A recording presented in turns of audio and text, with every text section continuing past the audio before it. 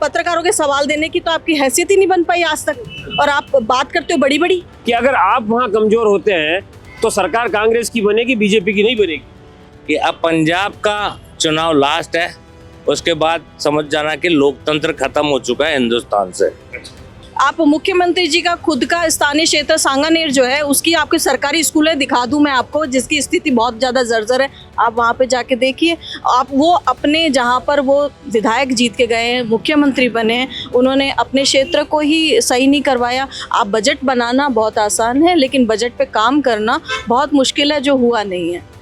Middle class भी, ग्राम और जो है गरीब व्यक्ति भी प्राइवेट स्कूल में मजबूरी में अपने बच्चों को भेजता है और वहाँ पे लूट मची होती है। बिजनेस बना दिया गया है आज शिक्षा को। शिक्षा के नाम पे भारी जो फीस वसूली की जाती है, कई तमाम तरह के चार्जेज, कई बुक्स जो है इतनी महंगी बेची जाती है। जयपुर में शहीद स्मारक पर आज आम आदमी पार्टी की ओर से धरना प्रदर्शन किया जा रहा है। इसकी वजह शिक्षा में सुधार है। शिक्षा में आ रही तमाम खामियों को लेकर के आम आदमी पार्टी के कार्यकर्ता आज यहाँ प्रदर्शन कर रहे हैं, और यहाँ से थोड़ी दूर जो एक जीपीओ है वहाँ जाकर के पोस्ट कार्ड जो है मुख्यमंत्री के नाम, चिट्ठियाँ जो इन लोगों ने लिखी है वो यहाँ से भेजेंगे, ताकि ये संदेश दिया जा सके कि प्रदेश की जो शिक्षा व्यवस्था है वो उसको कहीं ना कहीं ठीक करने की ज़रूरत है। आप हमारे पीछे देख सकते हैं बड़ी संख्या में आम आदमी पार्टी के कार्यकर्ता हैं।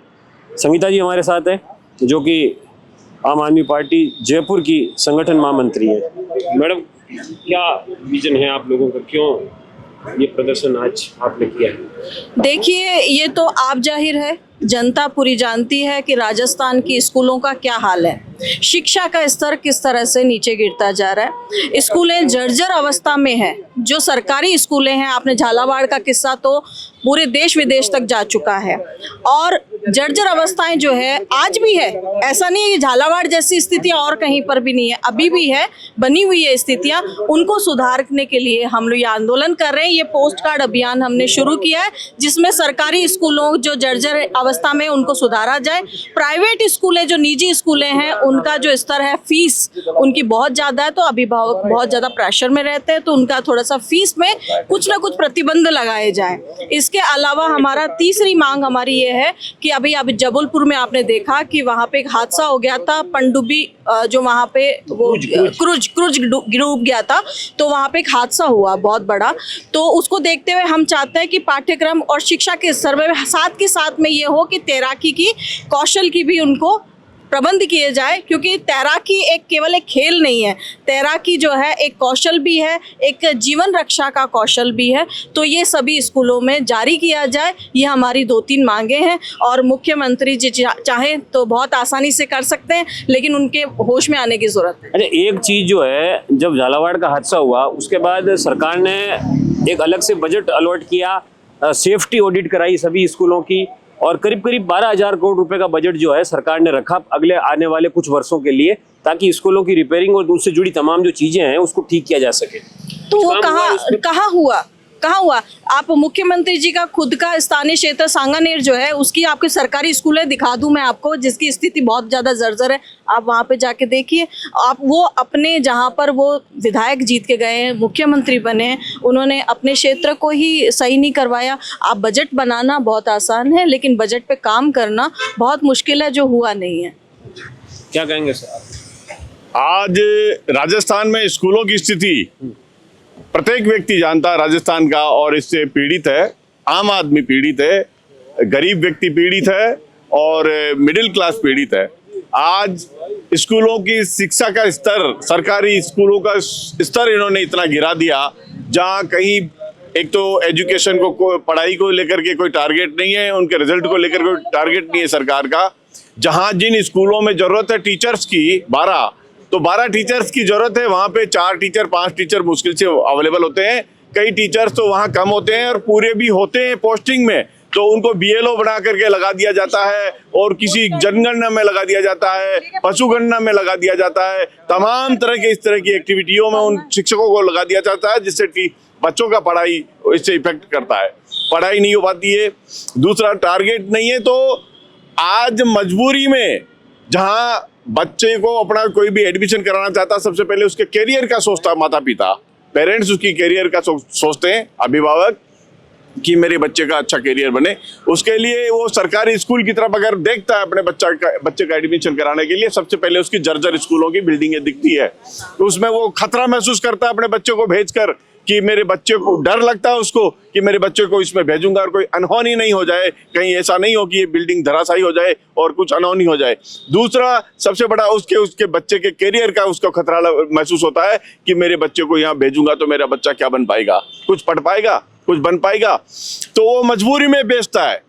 मिडिल क्लास भी और जो है गरीब व्यक्ति भी प्राइवेट स्कूल में मजबूरी में अपने बच्चों को भेजता है और वहां पे लूट मची होती है। बिजनेस बना दिया गया है आज शिक्षा को। शिक्षा के नाम पे भारी जो फीस वसूली की जाती है, कई तमाम तरह के चार्जेज, कई बुक्स जो है इतनी महंगी बेची जाती है, आपके ड्रेस वगैरह सारी कंपलसरी उसी स्कूल से लेना कंपलसरी किया होता है, जो काफी महंगी दामों में बेचा जाता है।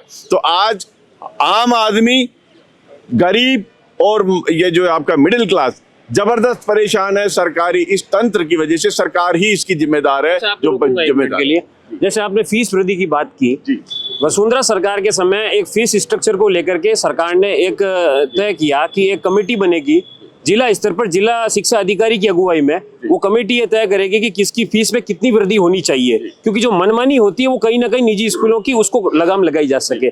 क्या आपको लगता है वो चीजें अब आज काम नहीं कर रही है क्योंकि इतना काफी लंबा समय हो गया? देखिए, ये इस तरह की केवल मात्र कागजों में पूर्ति कर दी इन्होंने, धरातल पे वो लागू नहीं होती है। आज आम आदमी इस चीज के चक्कर में फंसा होता है कि सरकार से उम्मीद करता है कि कुछ योजनाएं लागू करेगी, योजनाएं वो कागजों में लागू कर देते हैं, इस तरह की पॉलिसी बना देते हैं और वो पॉलिसी इम्प्लीमेंट ही नहीं हो पाती है। आज कौन उसका जो है आज तक कोई इम्प्लीमेंट नहीं हुआ है, वैसी की वैसी ही वो सारी चीजें चल रही है।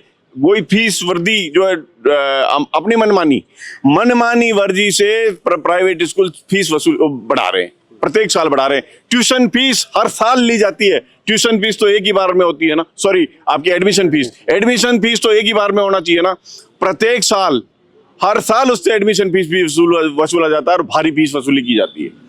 तो तीसरा सबसे बड़ा आज हमारी सरकार से मांग है कि इन चीजों के साथ में आज एक जो है सुरक्षा को भी मद्देनजर रखते हुए प्रत्येक बच्चे को स्विमिंग भी आना जरूरी होता है। स्विमिंग के बिना बहुत सारी ऐसी घटनाएं घट चुकी है, राजस्थान में भी घट चुकी है। जैसे अभी जबलपुर में तो जो है क्रूज डूब करके इतने लोग मारे गए थे, उसमें कुछ बच्चे भी मारे गए थे, महिलाएं भी मारी गई हैं और जो है और पुरुष भी मारे गए हैं। राजस्थान में भी कई नदी तालाबों में कई बच्चे डूब करके पहले भी मर चुके हैं, ऐसी घटनाएं हुई है। अभी 2 दिन पहले ही माही डैम में भी, बांसवाड़ा में माही डैम में भी एक नाव के डूबने से वहां पर बड़ी मौतें हुई है। तो हमारी मांग सरकार से ये है कि प्रत्येक सरकारी हो चाहे प्राइवेट स्कूल हो, स्विमिंग पूल अनिवार्य किया जाए और उनको तैराकी प्रशिक्षण भी अनिवार्य किया जाए, ताकि भविष्य में इस तरह की कोई घटना नहीं घटे। और घटना इस तरह की कोई घटती है आपदा स्थिति में, जो है उन बच्चों, वो अपने खुद का जीवन तो बचा सकते हैं, दूसरों का भी जीवन वो बच्चे बचा सकते हैं। एक पॉलिटिकल क्वेश्चन आपसे है। आपने कहा कि निकाय चुनाव के जरिए आप राजस्थान के अंदर अब पॉलिटिकली धीरे धीरे आगे बढ़ेंगे। गुजरात में आपने अच्छी शुरुआत की थी, लेकिन अभी हाल के जो निकाय चुनाव हुए सूरत में, आप लोगों ने पिछली बार से भी जो है प्रदर्शन आपका कम हुआ है, घटा है, सीटें आपकी कम हुई है, क्या कहेंगे इसको लेकर? क्या देखो, जग जाहिर है बिहार के बाद में मैं तो सबसे बड़ी बात कहूँगी, बिहार के बाद में पश्चिम बंगाल को आप देख लीजिए, जहाँ पर मोदी जी का या सरकार का, बीजेपी का कहीं पे नामो निशान दिखाई नहीं देता था। लोग दूर से ही भागते थे। वहाँ पर अच्छे आकलन से, अच्छे आंकड़े से वहाँ पे जीत के आती है। तो मैं तो इस पे कोई टिप्पणी नहीं देना चाहती। मोदी है तो मुमकिन है। पहले एक दूरदर्शन पे गीत आया करता था, जब हम बचपन में सुना करते थे, कि वो गीत था कि प्यार की गंगा बहे, देश में एका रहे।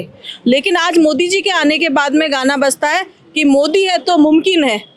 तो यानी मोदी है तो सब मुमकिन है। आप सूरत की बात कर रहे हैं, आप अभी देखते जाइए, लेकिन इसका भी अंत होगा। रावण ने भी सारे ग्रह नक्षत्रों को अपने पैर के नीचे दबा के रखा था, लेकिन वो तो एक शनि था जो 10वें स्थान पे ना बैठे 11वें में पैर रख दिया था। लेकिन आज शनि की वजह से मेघनाथ भी गया और उसकी सत्ता भी गई रावण की।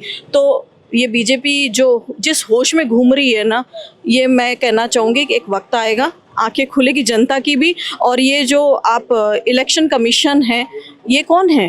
ये वही तो है, ग्रह नक्षत्र तो है इनके जो इन्होंने काबू में कर रखे हैं। सीबीआई हो गई, ईडी हो गई, इलेक्शन कमीशन हो गया, मिलिट्री हो गई, ये सब अब इन्होंने क्या है, रावण की सत्ता थी ना वैसे इन्होंने बैठा रखे हैं। और ज़्यादा टाइम तक चलेगा नहीं, जनता जागेगी। जनता जागेगी, जनता के सामने सब चीजें आएगी, कौन कैसा है, सब दूध का दूध पानी का पानी होगा। ये जो राघव चड्ढा प्रकरण हुआ उसको लेकर के आप क्या कहेंगे? पार्टी के अंदर क्या आगे का रोड मैप रहेगा, जिस प्रकार से हुआ है क्या? देखिए, विश्वासघात था। विश्वासघात ये था कि आप शुरू से पार्टी में जुड़े हुए थे, आप छोटी सी उम्र में 25 से 27 साल की युवा स्थिति में आके आप पार्टी से जुड़ते हो, पार्टी आपको शीर्ष पर बैठाती है क्योंकि आप में टैलेंट था, पढ़े लिखे थे, और पढ़े लिखों की पार्टी है हमारी, और वहाँ पर आपको बहुत आगे बढ़ाया जाता है, आपको बोलने का अधिकार दिया जाता है, और वहीं पे आके जाके आपने पैर तली काट दी। आप शराब नीति घोटाला हुआ, सब लोगों का नाम था उसमें, राघव चड्ढा का भी तो नाम था। तब राघव चड्ढा लंदन क्यों भाग गया था? उस टाइम अड़ग रहता ना, अपने लोगों के साथ में खड़ा रहता, अपनी पार्टी के साथ खड़ा रहता, क्यों चला गया था लंदन? और लंदन से जब ये मामला सारा रफा दफा हुआ तो वो वापस आ गया। ठीक है, जो कहता था कोई रकम नहीं बनी मुझे खरीदने के लिए, आज क्या वो कौन सी रकम से चले गए? कौन सी रकम है जिससे वो आज चले गए? ठीक है, और मैं तो, आपने अभी एक सवाल किया ना कि सूरत में आप अपनी जगह नहीं बना पाए जो चाहते थे, तो मैं आपको आपके इस मंच के माध्यम से मैं एक संदेश देना चाहती हूँ। वो जहाँ पर बीजेपी की सरकार चुनाव लड़ेगी, कुछ ना कुछ ऐसे ही गेम करेगी। आप एक काम करो, यूएसए में चुनाव लड़वा दो, ट्रंप को हटवा दो, मोदी जी को कह दो, मोदी जी वहाँ पे आ जाएंगे, ट्रंप को हटवा देंगे मोदी जी। मैं आपको चैलेंज करती हूँ, वहाँ पे यूएसए भेज के दिखा दो, क्योंकि इनको चुनाव लड़ना नहीं आता, इनको चुनाव जीतना आता है। ये एक इंस्टीट्यूट बन चुका है, ये एक इंस्टीट्यूट ऐसा है कि आओ हम आपको दिखाते हैं कि चुनाव कैसे जीता जाता है। क्योंकि इनके पास में इलेक्शन कमिश्नर को कितनी बार चिट्ठियाँ लिखी गई, एक का भी जवाब किसी को दिया गया क्या? वहाँ से नहीं दिया गया, क्योंकि इनको देना ही नहीं है जवाब। जो आदमी कभी आज तक इतने सालों में एक प्रेस कॉन्फ्रेंस नहीं कर पाया, जिसकी औकात नहीं बनी कि प्रेस कॉन्फ्रेंस कर लूं, जनता के सामने रूबरू, मन की बात नहीं सुनते, जनता की बात तो वो प्रतिनिधि पत्रकार होते हैं, जो पत्रकार सवाल करेंगे आपसे, पत्रकारों के सवाल देने की तो आपकी हैसियत ही नहीं बन पाई आज तक, और आप बात करते हो बड़ी बड़ी।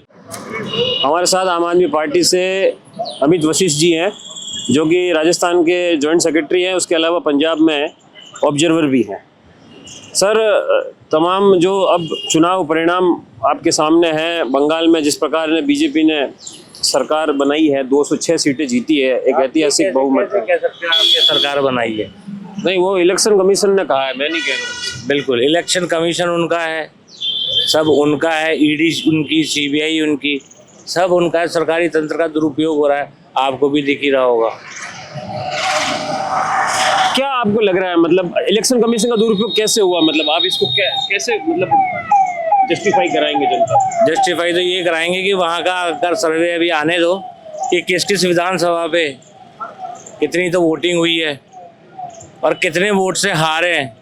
बहुत कम मार्जिन निकलेगा, जैसे दिल्ली चुनाव में निकला था आम आदमी पार्टी के सरकार। मार्जिन तो आ गया है सर, मार्जिन आ गया, 32 लाख वोटों का अंतर है दोनों पार्टियों के बीच, बहुत कम है। यही दिल्ली चुनाव में हुआ था, आम आदमी पार्टी के भी उतना ही अनुपात था जितना भाजपा का था। SIR, आप नाम सुन रहे होंगे, SIR, बस ये SIR का घपला है। SIR कौन करा रहा है? चुनाव आयोग। वोट कटिंग, वोट चोरी। अच्छा, एक मिनट आपको रोक रहा हूँ। जब वोट कट रहे थे और उसके बाद जब राहुल गांधी महाराष्ट्र में और हरियाणा में चुनाव हारे, उसके बाद उन्होंने कहा कि भैया ऐसा है कि फर्जी वोट, बोगस वोट के जरिए जो है पार्टी सरकार बनाती है, तो वोटर लिस्ट ठीक नहीं है। उसके बाद SIR की घोषणा हुई तो वोटर लिस्टों का पुनरीक्षण हुआ, तो विपक्ष की मांग पर ही SIR हो रहा है, ऐसा सरकार का कहना है। सर, आप विपक्ष का नाम अब बोलना छोड़ दो सर, मैं आपको ये ही कहूँगा, और मैं सभी को कहूँगा ये कि विपक्ष तो खत्म होता जा रहा है। अब विपक्ष, लोकतंत्र बचा कहाँ जी? विपक्ष तो खत्म होता जा रहा है, सब इनके हाथ में है। इनको तो कश्मीर से लेके कन्याकुमारी तक भगवा और जय श्री राम। आज आप यहाँ पे आए हैं, ये देखिए, ये पोस्ट कार्ड हम भजन लाल जी को भेज रहे हैं। ट्रिपल इंजन की सरकार है, सब कुछ है। आज सरकारी स्कूल जितने भी हैं उनका हाल आप देख रहे हो, प्राइवेट स्कूलों का हा क्या तो फीस है, मुंह मांगे दाम। बहुत बड़ी इंडस्ट्री बन चुकी है, ये कोई भी सरकार है अभी तक तो करी नहीं। और जिस सरकारी स्कूल, शिक्षा, स्वास्थ्य, का मुद्दा अरविंद केजरीवाल ने उठाया तो उनको लीकर केस में वो तो आपको मालूम ही है। पंजाब में आप ऑब्जर्वर हैं, अभी 8 महीने बाद चुनाव होने वाले हैं, वहां पर भी क्या आपकी पार्टी की रणनीति है? क्या आप वापसी कर रहे हैं या राघव चड्ढा प्रकरण से आपको नुकसान होने जा रहा है? क्योंकि उन्होंने कहा कि पंजाब में सरकार ज्यादा दिनों की नहीं है। ये मैं राय आपसे ही जानना चाहूंगा। इस प्रश्न का जवाब आप ही दो, क्योंकि आप भी इस देश के नागरिक हैं, आप भी मीडिया से जुड़े हुए हैं। आपकी पार्टी की सरकार है वहां पर? हाँ बिल्कुल है सरकार।